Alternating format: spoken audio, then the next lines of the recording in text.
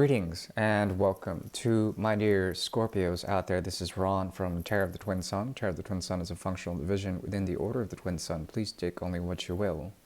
The 8th house is open, and as the 8th house spins with the axis of the 2, we have here essentially the culmination of the esoteric secrets of any lineage of the occult, okay? And what culminates is essentially an individual who is here to transform through loss, through sort of going through the fire of transformation of Mars and Pluto, of fear, of embracing the darker elements and essentially coming to light afterwards. It is the progression of the 7th to the 8th to the 9th houses. What culminates, essentially, what Scorpio is geared to do is move towards the auspices of Jupiter, to be blessed with Guru's blessing, and also to sort of come to realization, a free-formed realization of truth with a capital T, okay? This has to do with the the duress, the sort of crisis, okay, that we go through as human individuals. And it culminates with the exploration of pain and extremity, with polarities of dark and light, of anything that is within a binary system. Let's just call it that. And Scorpios tend to pull in essentially people of the 2nd house, that is through Venusian energy. And it matches the sort of conflictual energy of Mars, which is one of the more creative planets in terms of actions, of creating essentially some sort of narrative in which the Christ figure or Christ consciousness emerges. There's a sense of martyrdom in the relationship, a sense of loss of self through another, okay? But then it's also grounded in sensuality. These people embody sensuality. They embody beauty and grace. At the same time, they mirror an embodiment of the shadow that you encompass, which is the figure of the femme fatale, the one that is gifted with the possibilities for Kundalini awakening or tantric energy, okay, which is merely willpower. Tantra gets a very negative rap in terms of the spiel of the 8th house, okay. The interesting thing is that the 8th house is also the middle house for moksha, for liberation. And it is through this sense of liberating yourself, through the selfless act of losing yourself in another to find essentially what you've been missing, which is usually not embodied through the other. The other serves as a gateway. Taurus is the Holy Mother in a way. They are an embodiment of everything that is feminine, that is manifested, okay? So you'll pull in these people, and the interesting thing is that the karma has to do with essentially creating a very fixed, what you could call relationship that is based on sensuality, it's based on deeper primal instincts of survival. Okay, each time you merge or you fuse with this person, there's a very low and basic energy that is tied to creation. Okay, procreation, if you will. And the interesting thing is that once you separate yourself from that, as you birth into something new, you become totally effaced to this person. They can no longer sort of fixate on what you have been. And that's something that we learn in the great, sort of progression of things. People are in constant incarnation. They constantly evolve. And the fixed nature of this means that one shouldn't change, but then they're here to learn you through that change, what you go through. So that's something to think about. We're here to do 3 readings. The first is a karmic reading. It's energetic for the month of March, for the energy of Scorpio. Then we're moving to an incident of that karma that may exist for the month of March 2023 for the energy of Scorpio. Then we're going to the Great Mirror, okay? The Great Mirror is a tool devised by the Order to see apparent karmas that exist between Scorpio and another individual, somebody significant or insignificant. So please take only what you will. Use your discretion and your intuition.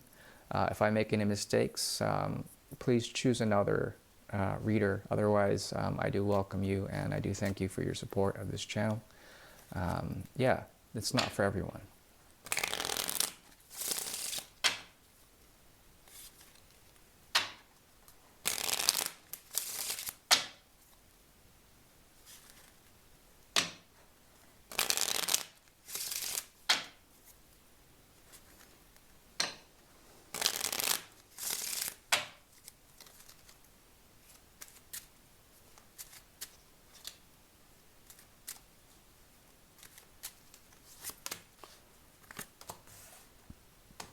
Okay, interesting.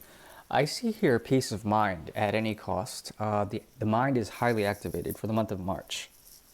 What the mind is seeking for is truth, but the truth is already inherent. It's a type of mind in which the intuitive capabilities, the subconscious, is rising, okay?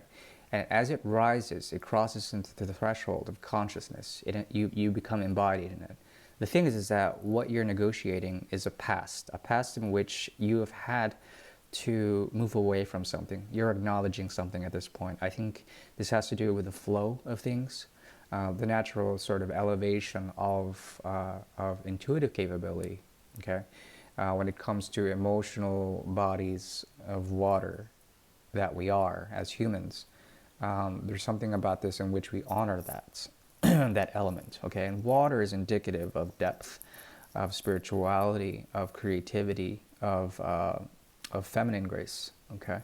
Of also the capacity to fertilize something, to nourish oneself or something else. Now, the thing is that you have a past version of yourself that is coming, that has come to be where you're at now. That version has somewhat kind of gone. You were trying to escape with someone in terms of your own principles of thought, to get away from any trauma, to get away from any currents that have been moving you, but they have been moving you. Now, the point is to realize that that movement, it comes from somewhere that is almost poetic, that it has moved you in such a way that you are grateful for it now. This is a possibility. At the same time, you're pulling from your peace of mind to do this. At the same time, you are approaching peace of mind. This has to do with peace of mind. The ultimate thing is that the 10 emerges from the 4 and the 6. The 4 is indicative of future peace, 6 is indicative of a past peace, but that 6 is about escaping. You know, it's about getting away, trying to indulge in something that is ideal, okay? That is suitable for your situation in terms of the quest for truth, the quest for a voice, the quest for true communication. You may have found it, but now it's more intuitive in nature. You find peace in that, and it's a wellspring for you, this whole pathway. It's as if you've been drifting in terms of thought. Now, what's culminating from this is a sense of truth, but also a sense that you haven't been paying attention to what has been pushing forward. In terms of trying to represent in language, let's say, a way of thinking that is actually symbolic of actual meaning, okay? It's been hard for you to actually put that into words, and what comes out of it is essentially a wellspring, the blood, the oil that makes the machine work, okay? And it's important to sort of feel that and to note that it is a part of your higher intelligence, or perhaps your subconscious elevating itself into the conscious realm. What emerges is essentially a sense of pain, okay, in this process of really trying to understand how all these thoughts and the sort of trajectory of thoughts has put you into a state of peace of mind, but at a cost, okay? It's like the painful realization that it probably wasn't the right thing to do. You and this person, you know, it probably wasn't the right thing to do. Perhaps it's now time to negotiate with that past version of yourself and with that person. At the same time, it's a painful process. At the same time, you find peace in it. That's the sort of great irony of whatever's going on here in the month of March. This is leading to a point of absolute stillness. This also has to do with good health. This has to do also with a sense of order or a sense of doing the right thing in terms of any interactions that you have within a place of work or within this reality. Excuse me. It's good tea. Now, if it feels like there's a disorder or something like that, you might want to look back onto something that was said or done that might have had an effect on you. It had an inkling of truth, but it wasn't the full truth. There's something about it where somebody else was indecisive about something. And perhaps this indecision, their indecision, or perhaps you not noticing, has created a sense of harmony. It created a way of creating like power for both of you. Or order. At the same time, it's disorder because the full truth was not disclosed. Okay, this has to do with addressing pain, addressing the cycle of the mind, and making sure that it is compartmentalized properly. It's noticed as a sort of psychological mechanism, let's say, and that will lead you to what? That will lead you to a sense of stability, proper stability, and moving from the 3 to the 3. The 3 to the 3 to the 6 of Pentacles, okay?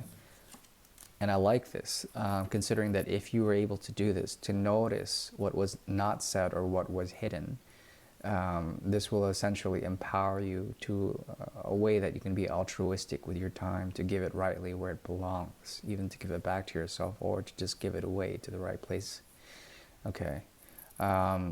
So, that being said, we're going to look a bit more in the second reading on an incident of this karma.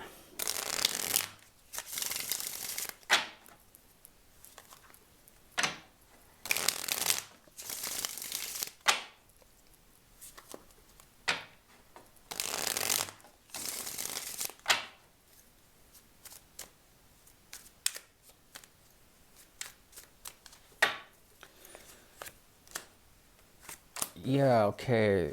So it could be that you're caught between two different ways, two different possibilities. The Lovers comes up. This could be you essentially being tempted by offers left and right. Someone really has your attention and they are willing to give you quite a bit in terms of this triangulation. And this has come up for Taurus as well in terms of a reading. Now, the interesting thing is that the lover, sort of stands there, is being poked on the shoulder by someone from the past. And in the future, there's a king or someone who's very powerful that is struck by love's arrow. So with this, there's an element of mischief, okay, within this character that is approaching you. They are a great manifester. They're also a learner. And they are gifted with controlling the elementary forces of what they have in terms of resourcefulness. This is the Magician. At the same time, Gemini is coming strong within this reading. And with all the flighty sort of headiness of this all, there's something about the element of, I would call it, elementary thought. Okay, this has to do with essentially the building blocks of language and the ability to notice how things can be extremely subjective, okay? Meaning that if there's a way of thinking, it is very highly influenced or colored by Mercury, and Mercury can be extremely subjective according to where it is, whenever it wants to be. It's one of the planets that is closest to the Sun, and it moves quite quickly in terms of imparting enlightenment in whatever shape that may come. There is a strong desire that is tied to the third house as well as Gemini, and usually these people are friendly in nature. At the same time, in their friendliness, there is a key signature of mischief of some sort. The student that does not get enough attention, the bully. At the same time, it is playful in nature, it's flirtatious. So I'm not saying that you should not. I'm not saying that they are offering an empty cup of love. I'm not saying that. It's possible. But therein we have it. We have two cups of love that are coming in. Someone from the past is nurturing you and supporting you in terms of where you've been. This could be a motherly influence. This also could be someone else. Anyways, in this month, the gateway opens with the 2 that is representative of Gemini's causality and effect. Through the sort of rift that the Magician brings into your life, there is a possibility to see throughout that rift and to see a possibility of another reality, of something that could be beautiful, playful, at the same time something you can learn from. Look to Mercury. Mercury will tell you accordingly how it is affecting you in terms of this situation with this person in particular. Okay? And for further advice, yeah, it could be calamity. It could be mischief. Just that. So we are moving now into the Great Mirror, and I do appreciate your support for the channel.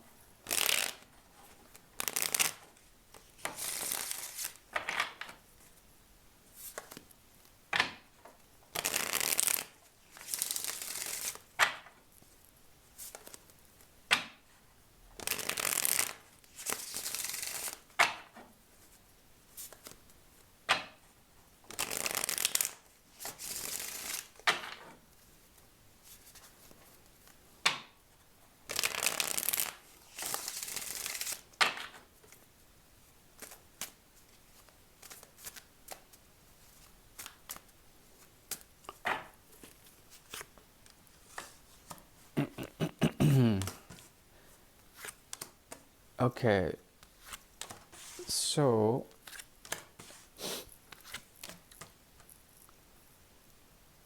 I think there is something of a disconnect in terms of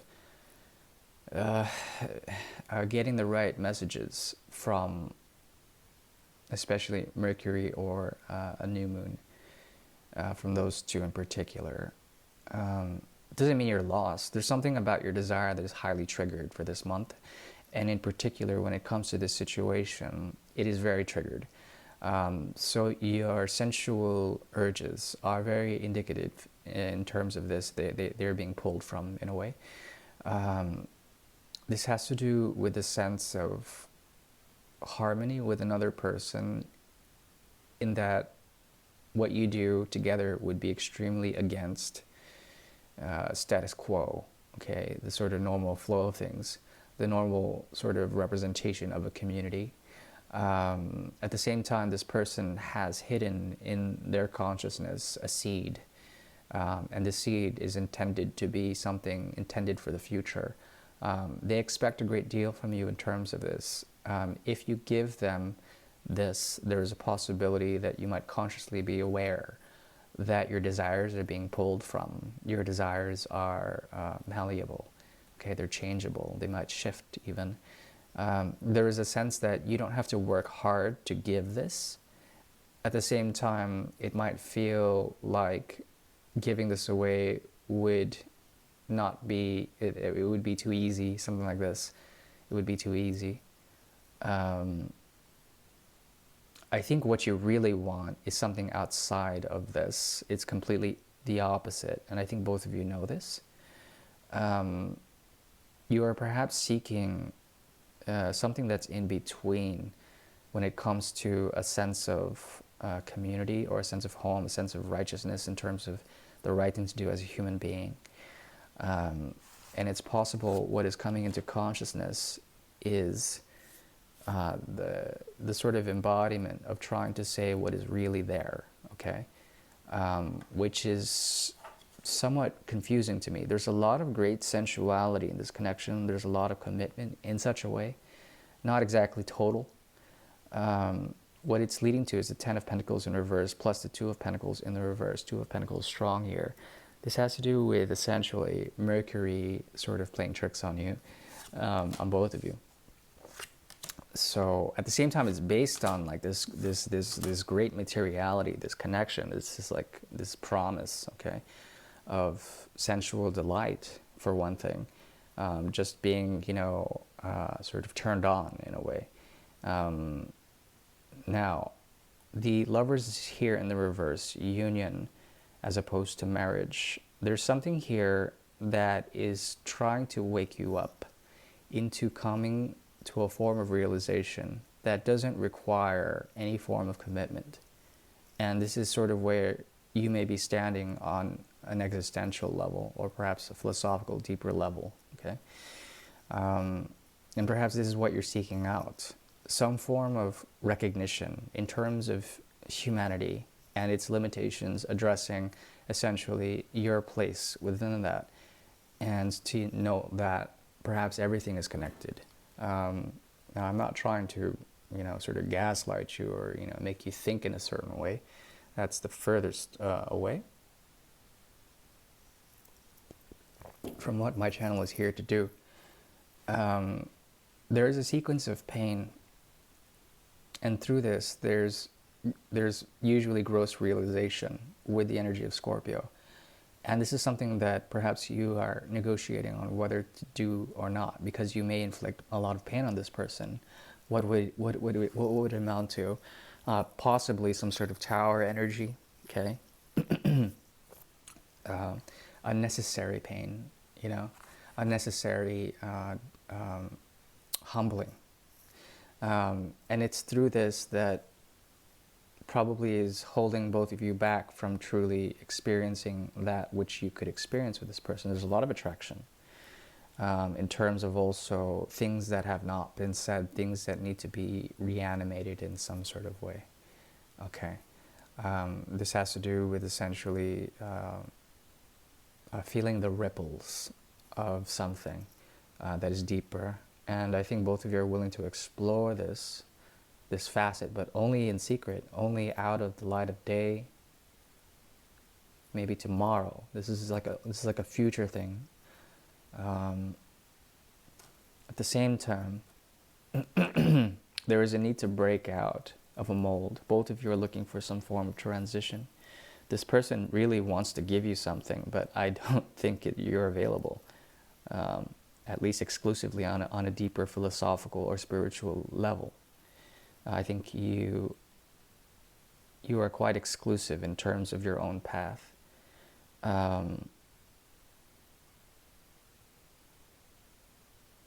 But yeah, they just can't stop thinking about you.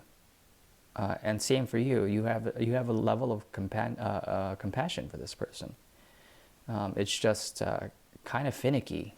In terms of advice, it's the Ten of Swords in the reverse. If you combine the Eight of Swords plus that, there's a hidden truth here that you can explore, and it has to do with the Ten of Swords in reverse. Okay, even though you do not affect something in terms of a form of communication with this person, let's say, or you don't walk the path of pain with them, there's something about it that speaks to some sort of thought or new regeneration of the same cycle again and again. Now, all thought and all language, at least according to my own research as of late, falls short to actually representing truly what we really mean.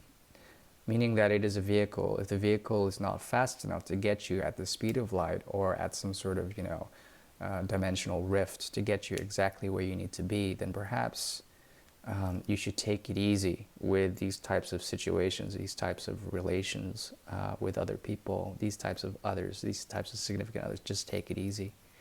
And that's like the best advice I can give for this type of situation for now. I do wish you well. I do thank you for checking in, and goodbye.